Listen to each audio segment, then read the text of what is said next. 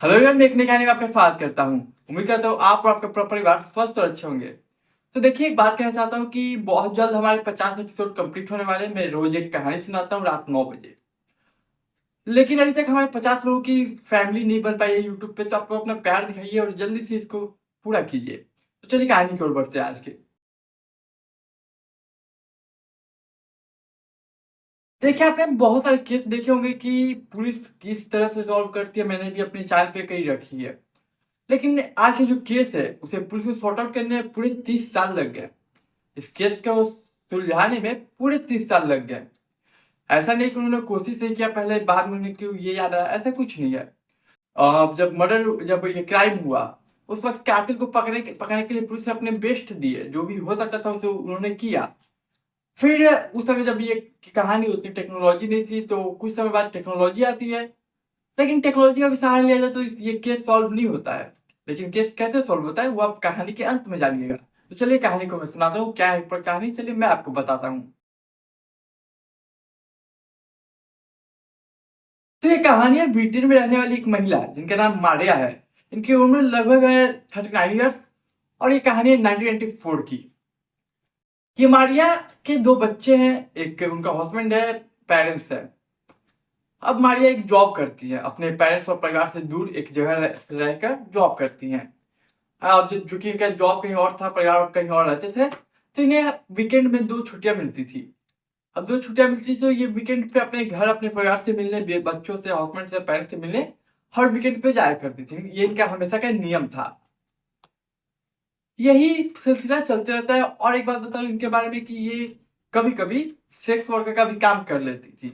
और ऐसा नहीं कि इनके पति को या इनके घर में किसी को पता नहीं। इनके पति, इनके पेरेंट्स को पता होता है, लेकिन कभी कभी ये सेक्स वर्कर का काम कर लेती थी।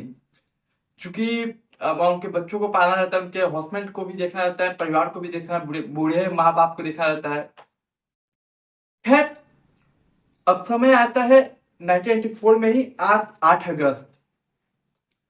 हमेशा की तरह वो अपने बच्चों और पति से मिलने का समय होता है।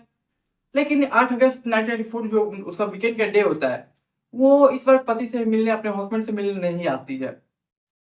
अब पति सोचता हो सकता है कि कोई बिजी होगी इसलिए नहीं आ पाई। लेकिन कोई दिक्कत नहीं। अब समय बीतता है। अब 1 2 दिन 3 दिन जब बीत जाता है तो पति को लगता है कि अभी तक ना ये आई और ना ही अभी तक कोई कॉल आया, ना ही बातें हो पा रही हैं। अब पति को थोड़ा चिंता होती है, लेकिन फिर भी बोलता है हो सकता है काफी बिजी होगी, इसलिए वो कुछ करता नहीं है। अब जब अगले वीकेंड आता है, फिर भी वो नहीं आती। अब नहीं आती तो इसे भी लगता है कि भाई क्या मामला है, क्या गड़बड़ है, जाके देखता हूँ।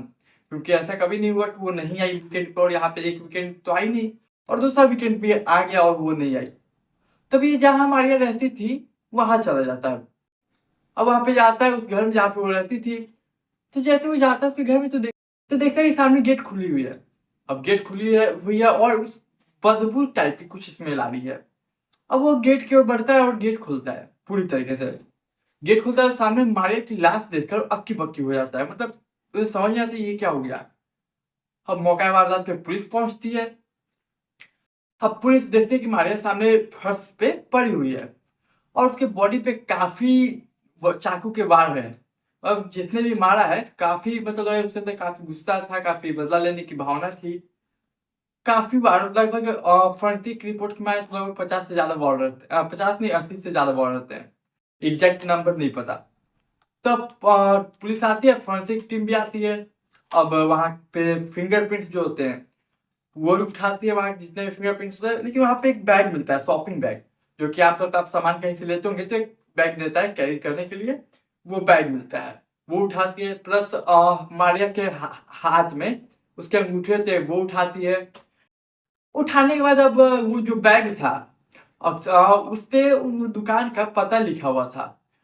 अब इसमें दो केस हो सकते हैं, या तो ये बैग जो है वो मारिया लाई हो या फिर वो कातिल लाया हो। ये ऐसा पुलिस को डाउट होता है। तो वो जो बैग था वो, उस पे एड्रेस लिखा होता है कि किस शॉप से लिया गया है। अब पुलिस उस बैग के थ्रू उस शॉप पे पहुंचती है। तो वहां पे जितने भी लोग वर्कर्स होते हैं, क्योंकि अब फिंगरप्रिंट्स उस बैग पे भी थे, तो ये पता ही था कि ये फिंगरप्रिंट्स मारिया के हैं या फिर किसी और के। लेकिन ये सोचकर कि मारिया के हैं, इसे छोड़ा भी नहीं जा सकता। सब उस शॉप पे पहुंचती है, उस शॉप पे जितने भी स्टाफ होते हैं उन सभी के फिंगरप्रिंट लेती है। उन्हीं में से एक शख्स होता है संदीप पटेल। ये भारत का वासी होता है, जो कि भारत का नागरिक होता है, जो कि वहां पे जाके काम करता है, पढ़ाई करता है, पार्ट टाइम में ये जॉब उस शॉप पे करता है। इसकी उम्र 21 साल। तो अब सबसे मैच किया जाता है, लेकिन सबसे मैच नहीं होता है। ये संदीप जो है उसका फिंगरप्रिंट मैच कर जाता है। लेकिन अब पुलिस इस बेस पे तो संदीप पटेल को उठा नहीं सकती कि तुम फिंगरप्रिंट मैच करे, उठा लेता है बैग, वो भी बैग पे मैच कर रहा है। ये तो एक ये प्रूफ भी हो सकता है कि अब सामान देंगे हम, तो वो कह सकता है कि ये फिंगरप्रिंट उसके है, मैंने सामान दिया, उन्होंने लिया। तो अब पुलिस इसके बेस पे उठा नहीं सकती, तो थोड़ा बहुत इंक्वायरी करके छोड़ देती है। अब समय गुजरता है, अब पुलिस अपने तरफ से इन्वेस्टिगेट कर रही है। समय गुजरता है, 2005 आता है। 2005 में इसके जो पति थे मारिया के, वो उनका भी डेथ हो जाता है। अब वो मर जाते हैं, फिर समय गुजरता है, और इधर ये जो मामला है पुलिस अब एक जगह पड़ा हुआ है, क्योंकि कुछ कोई देख नहीं रहा है इस केस को।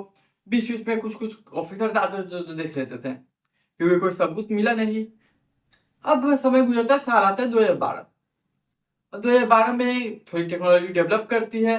तो अब जो मैं बता दूं कि पोस्टमार्टम के बाद जो इसकी बॉडी थी उसको दफना दिया गया था, और मारिया के पास से जो सामान बरामद हुआ था, जैसे उसके कपड़े को, उसके सैंडल को, वो बैग प्लस वो अंगूठी, और बता दूं फर्श पे कुछ ब्लड सैंपल थे, उसे इन सभी चीज को वो अच्छे से मलखाने में पुलिस रखी रहती है। तो टेक्नोलॉजी डेवलप करता है, तो उसी में सोचते हैं कि चलो उसमें से सामान निकाल के डीएनए मैच करते हैं अपने डाटा बेस पे। अब पुलिस सामान निकालते है, उससे डीएनए मैच करती है, लेकिन ऑफ कोर्स कि किसी से मैच नहीं होता है डीएनए, उसके उनके डाटाबेस में किसी से मैच नहीं होता है। अब पुलिस फिर उनके हाथ कुछ नहीं लगता है, लेकिन प्रयास करते थे केस को सॉर्ट आउट करें। समय गुजरता जाता है, साल आता है 2022। देखिए कहाँ मर्डर हुआ था 1994 में, और साल आ गया 2022। ऑलमोस्ट 28 साल हो चुके हैं। अब साल आता है 2022, अब नए अधिकार पुलिस ऑफिसर्स वहां पे आते हैं। अब जब नया ऑफिसर आता है, तो उनमें से ये ऑफिसर जो होता है बोलता है कि चलो पेंडिंग जितने भी अनसॉल्व केस है उसे देखते हैं। तो इसी में से ये केस मारिया का भी मिलता है, जिसे वो देखता है कि लगभग 28 सालों से ये केस पेंडिंग में है। क्या हुआ, चलो एक बार देख लेते हो इस केस को। तो केस को देखते हैं, केस को अच्छे से पढ़ते हैं, प्लस ये सब जो सामान रखा हुआ था प्लस ये सब जो सामान रखा हुआ था उसे भी वो देखते हैं।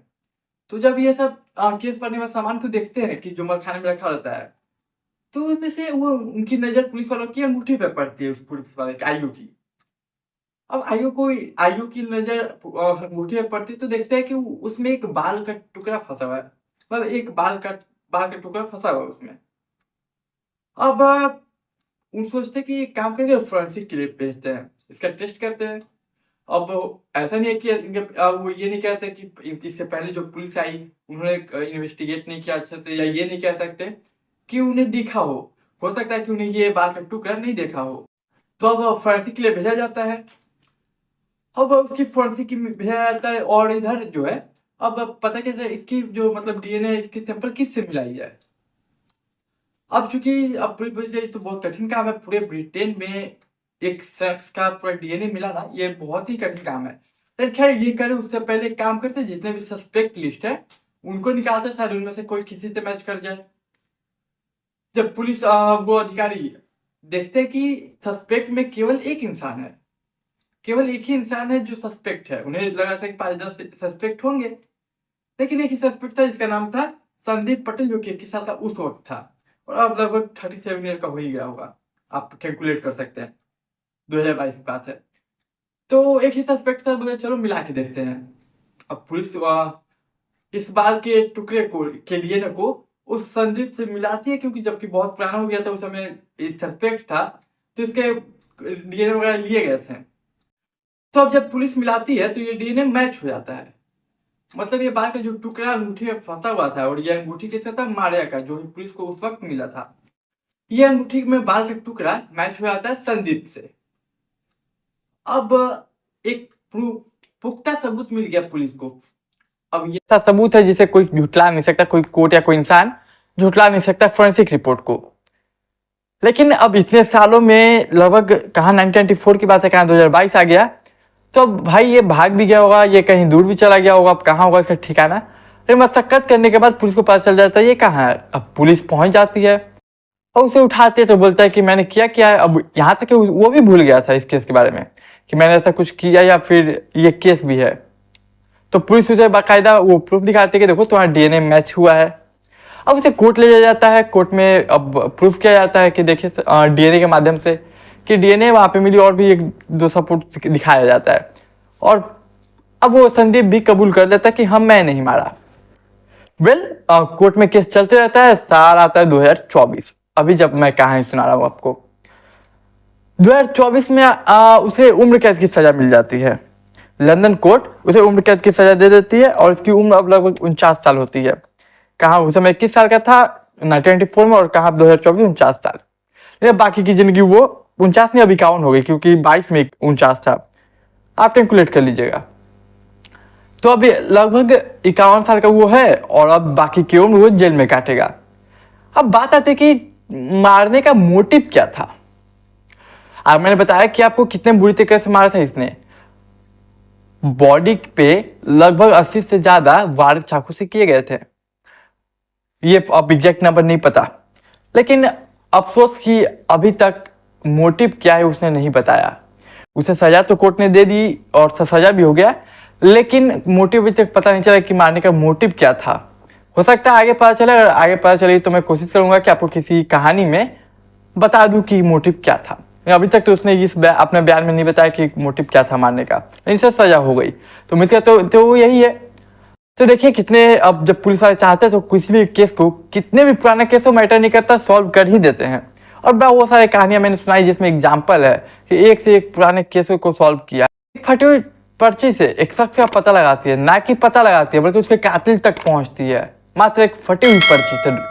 अब वो क्या कहानी आप जाके चैनल पे देख सकते हैं, वो आप जाके देख सकते हैं। तब तक चैनल को सब्सक्राइब करिए, वीडियो को लाइक कर लीजिए, कमेंट कीजिए, शेयर कीजिए अपने दोस्त रिश्तेदार के साथ। मैं मिलूंगा एक नई कहानी में, जब तक के लिए मुझे दीजिए इजाजत।